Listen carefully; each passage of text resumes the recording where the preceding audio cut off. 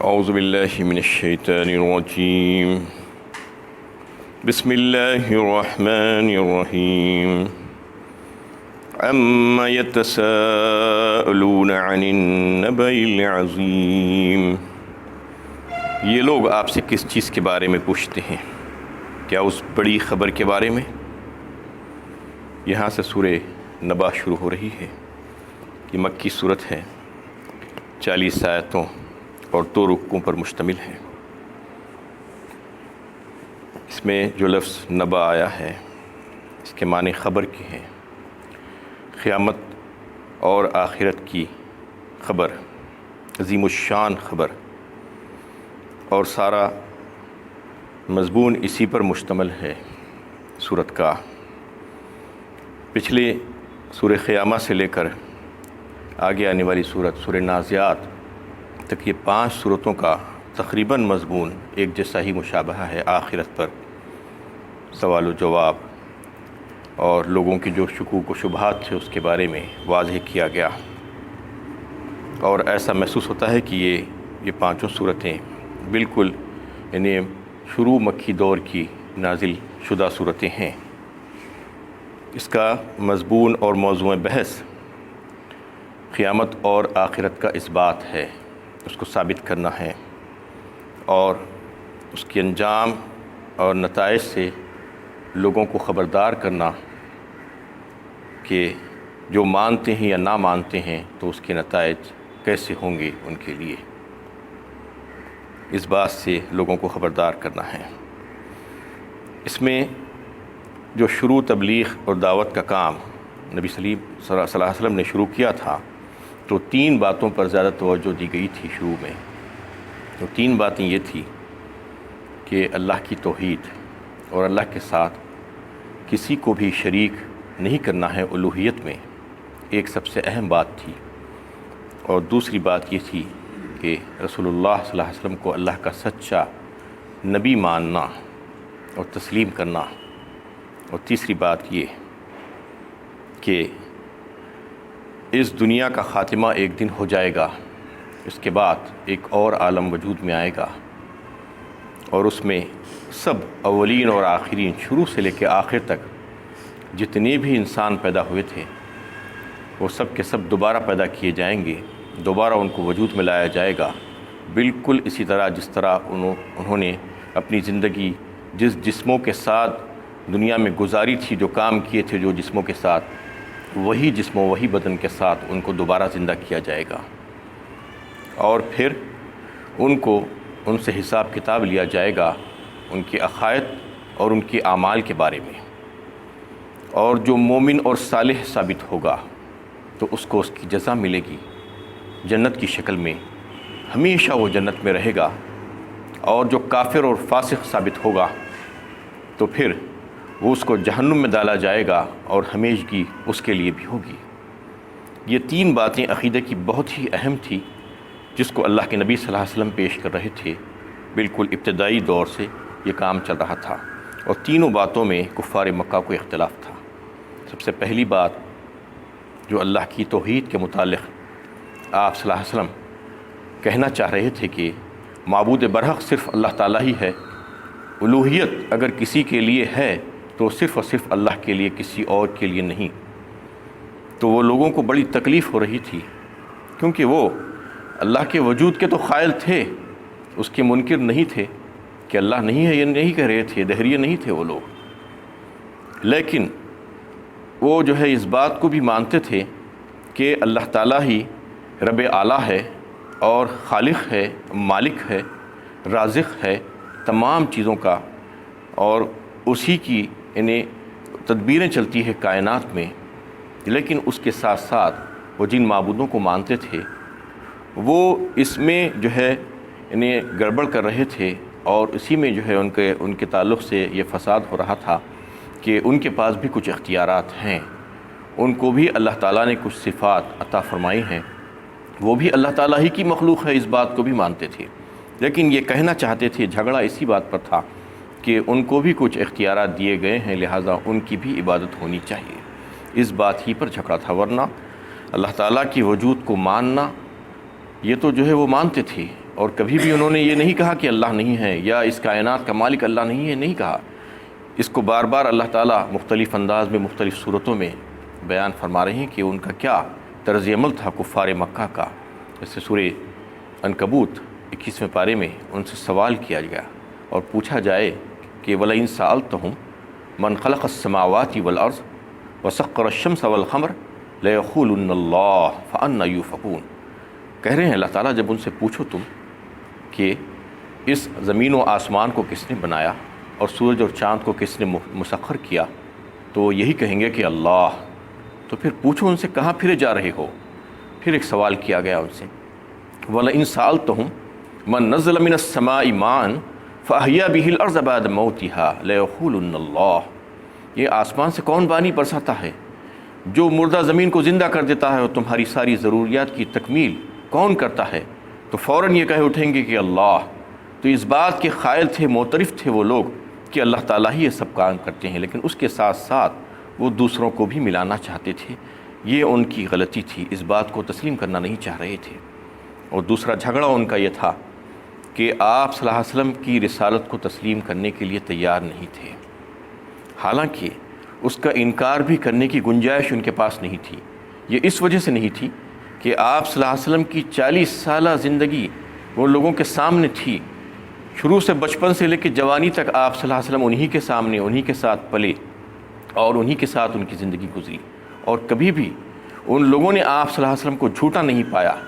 دھوکہ باز نہیں پایا، اور کبھی بھی اپنی ذاتی اغراض کے لیے، نفسانی خواہشات کے لیے کوئی ناجائز کام کرتے ہوئے نہیں پایا، بلکہ اس کے برخلاف وہ لوگ تو یہ دیکھتے تھے کہ آپ صلی اللہ علیہ وسلم دیانتدار ہیں، سچے ہیں ہر معاملے میں،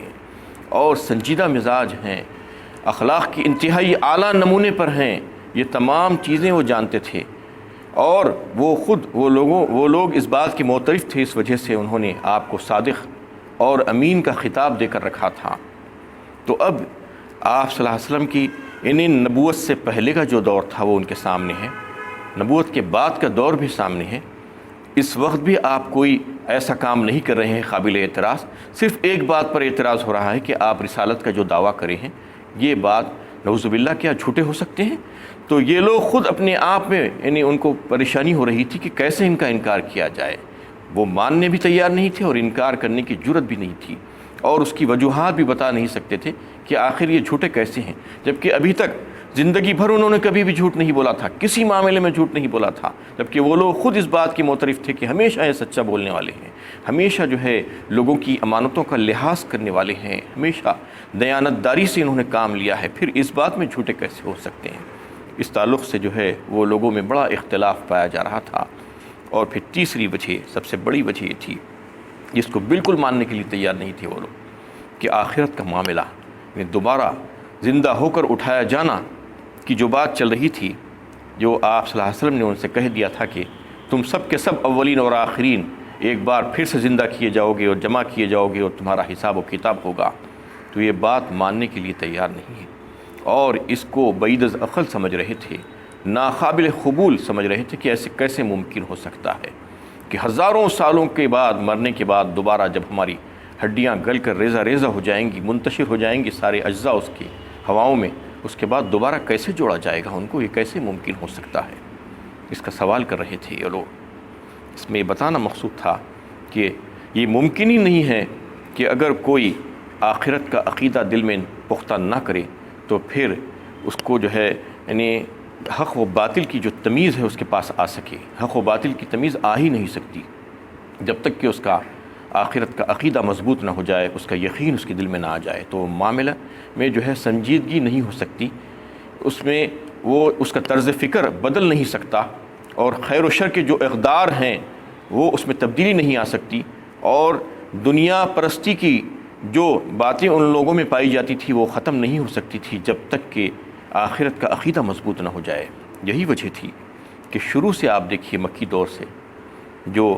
تعلیم جو چل رہی تھی وہ ایمانیات ہی پر چل رہی تھی۔ ایمانیات میں بھی آخرت کے عقیدے کو مضبوط کرنے کی بات بڑے زور و شور سے کہی جاتی تھی، یہ اس وجہ سے کہ آخرت کا عقیدہ ایک انقلابی عقیدہ ہے۔ اس کو اگر کوئی سمجھ جاتا ہے، یقین دل میں پیدا ہوتا ہے، تو جس قدر اس کا یقین بڑھتا جاتا ہے اس قدر اس سے اعمال صالحہ سرزد ہوتے جاتے ہیں۔ اس کو جب یقین ہو جاتا ہے کہ میرا رب مجھے دیکھ رہا ہے اور میرے ایک ایک عمل کا مجھے حساب دینا ہوگا، تو پھر وہ خود بخود اچھا ہوتا جائے گا، اس کو بولنے کی ضرورت نہیں پڑے گی اس کے بعد۔ تو اس وجہ سے ان کی جو بنیادیں مضبوط کی جا رہی تھی، جو لوگ اسلام میں داخل ہو رہے تھے ان کو بتایا جا رہا تھا کہ یہی زندگی سب کچھ نہیں ہے، بلکہ یہاں سے جانے کے بعد اور ایک زندگی پیش آنے والی ہے، اور اس میں تم سب زندہ کیے جاؤ گے، اور پھر وہاں پر تمہارے اعمال کا حساب و کتاب ہوگا۔ تو اس وجہ سے وہاں پر اس کو جو ہے بڑے زور و شور سے بیان کیا جا رہا تھا، اور آخرت کی عقیدے کو مضبوط کیا جا رہا تھا۔ انہی باتوں کے اندر ایسے دلائل بھی پیش کیے جا رہے تھے جس سے اللہ تعالیٰ کی توحید کی بات بھی سمجھ میں آ جائے، اور درمیان میں اللہ کے نبی صلی اللہ علیہ وسلم کی رسالت کی تصدیق،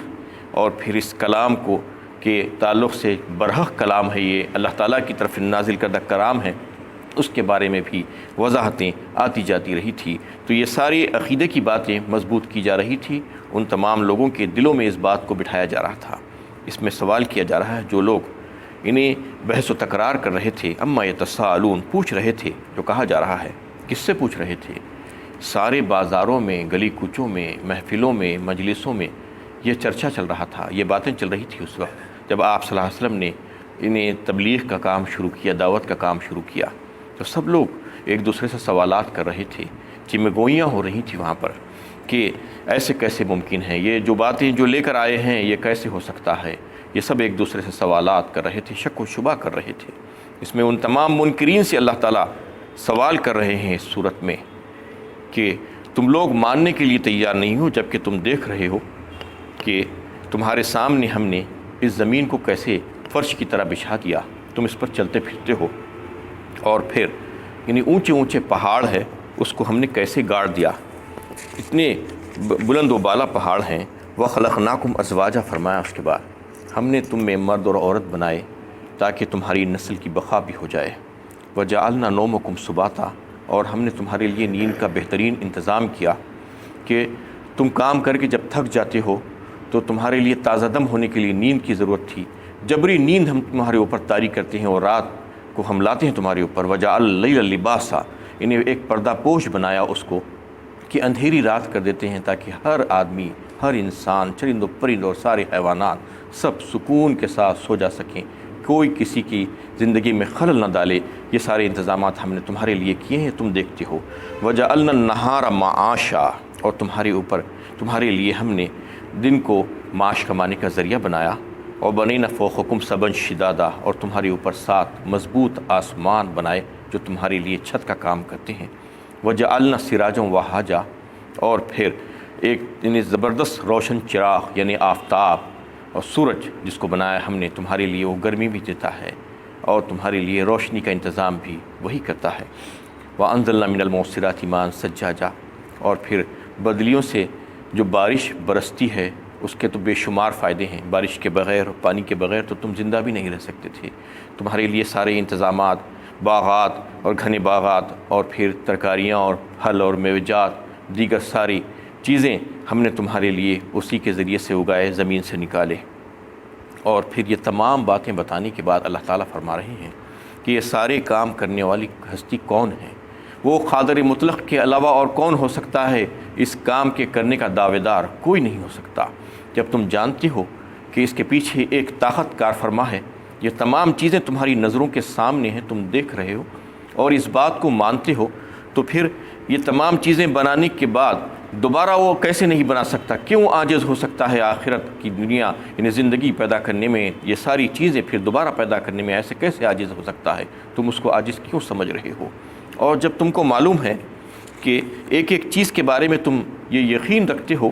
کہ یہ بے مقصد نہیں ہے بلکہ بامقصد ہے، زمین بامقصد ہے، رات بامقصد ہے، نیند بامقصد ہے، ایک ایک دنیا کی چھوٹی چھوٹی چیز اس کائنات کی سب کے سب کچھ معنی رکھتی ہے، مقصد رکھتی ہے، تو پھر یہ سارے کا سارا نظام بے مقصد کیسے ہو سکتا ہے؟ تمہاری جو عقل ہے تو آخر تم ایسا کیوں سوچ رہے ہو کہ یہ ساری چیزیں، یہ نظام کائنات اللہ تعالیٰ نے جو بنایا ہے دنیا کا،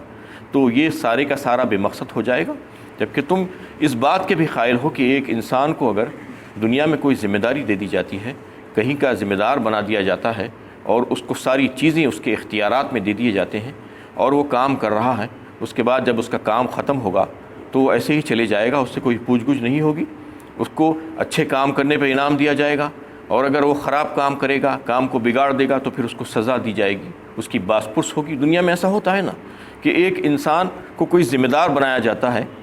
تو اس سے سوال بھی کیا جاتا ہے کام کے ختم کرنے کے بعد، کام اچھا کیا ہے یا برا کیا ہے۔ تو جب ایک انسان سے یہ بات ہو سکتی ہے، سوال ہو سکتا ہے، تو ساری کائنات میں تم کو ساری ذمہ داریاں اور ساری نعمتیں تم کو دے کر اللہ تعالیٰ نے بھیجا دی، اشرف المخلوقات تم کو بنا دیا، اور کائنات کی ساری چیزوں کو تمہارے قدموں میں ڈھیر کر دیا، مخدوم کائنات تم کو بنایا، تم کو سب کچھ عطا فرما دیا، تو تم ایسے ہی اس کو استعمال کر لو گے اور اس کی کوئی باس پرس نہیں ہوگی، کوئی حساب کتاب نہیں ہوگا؟ ایسے کیسے ممکن ہے؟ تمہاری عقلیں کیا سوچ رہی ہیں؟ آخر یہ بتانا چاہ رہے ہیں یہ تمام باتیں جو اگر اس کو غلط مانتا ہے، اس کا منکر ہے، تو اس کو سمجھ لینا چاہیے کہ اس کے ایک ایک کرتوت کو ہم نے لکھ کر رکھ دیا ہے، اور وہ اس کے گھات میں بیٹھی ہوئی ہے وہ جہنم، اس کو ایک دن آ کر جھپٹ لے گی۔ بس ایک سور پھونکنے کا انتظار ہے، بس سور پھونکا جائے گا اور بس اس کی زندگی ختم۔ اس کے برخلاف جو لوگ ہوں گے متقی اور پرہیزگار، جو اس بات کو سمجھ گئے ہیں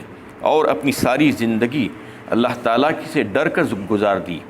اور اپنی آخرت سنوارنے کی کوشش جب انہوں نے کی، تو پھر اللہ تعالیٰ ان کو انعامات سے نوازیں گے، بہترین انعامات سے۔ جو کچھ بھی وہ کیے ہیں اس سے بہت زیادہ ان کو دیا جائے گا۔ اور پھر آخرت کا نقشہ کھینچا ہے کہ کوئی کسی کی سفارش اللہ کی مرضی کے بغیر نہیں کر سکے گا۔ کوئی یہ غلط فہمی میں نہ رہے کہ وہ بخشوا دے گا، یہ بخشوا دے گا، وہ بچا لے گا، کوئی نہیں بچائے گا۔ جس کو اللہ تعالیٰ اجازت دیں گے اور جس کے لیے اجازت دیں گے، اور جو اللہ تعالیٰ کا فرما بردار رہا ہوگا لیکن کسی وجہ سے گنہگار تھا، اس کو اللہ تعالیٰ معاف فرما دیں گے سفارش کے ذریعے سے۔ لیکن جو اللہ کا باغی اور غدار رہا ہوگا اس کے لیے کچھ بھی نہیں ہوگا، وہاں پر اس کے لیے صرف موت کو پکارے گا، لیکن موت نہیں آئے گی۔ وآخر دعوانا ان الحمد للہ۔